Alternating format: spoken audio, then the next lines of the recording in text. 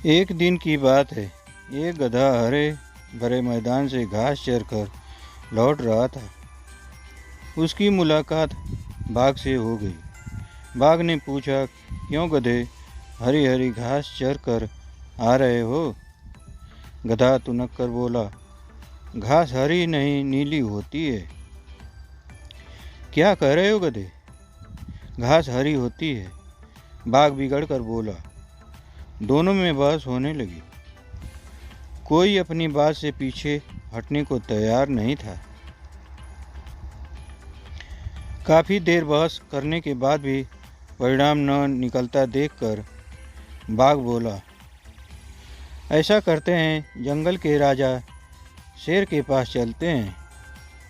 वही फैसला करेंगे कि हम दोनों में से कौन सही है और कौन गलत। गधा राजी हो गया। दोनों शेर के पास पहुँचे। शेर उस समय खा पी कर सोने की तैयारी में था। दोनों को अपने पास आया देखकर शेर ने पूछा, क्या बात है, इस समय कैसे आना हुआ, और वो भी एक साथ? बाघ के कुछ कहने के पहले गधा बोल पड़ा, वनराज, बाघ कहता है घास हरी होती है, मैं कहता हूँ नीली। अब आप ही फैसला करें।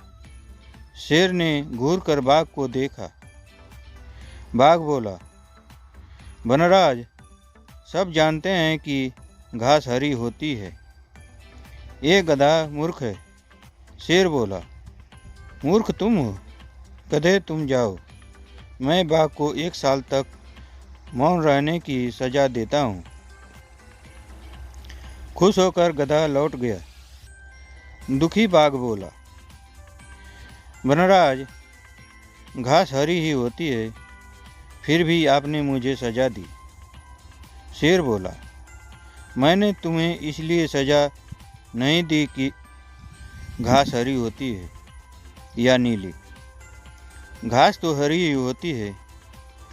किसी के नीला कह देने से वो नीली नहीं हो जाएगी। गधा तो मूर्ख है और कम अक्ल है, लेकिन तुम तो समझदार हो।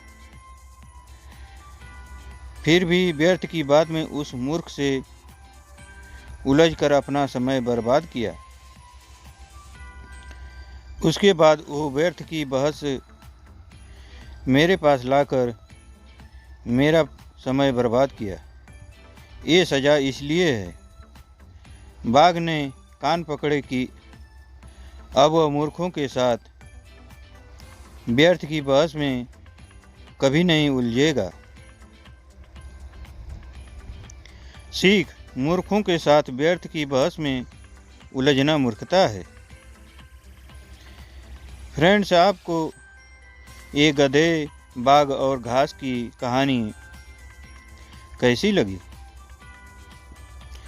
आप अपने कमेंट के द्वारा हमें अवश्य बताएं। ये donkey tiger and grass story पसंद आने पर लाइक और शेयर करें। ऐसे ही और हिंदी स्टोरी पढ़ने के लिए हमें सब्सक्राइब कर लें। थैंक्स।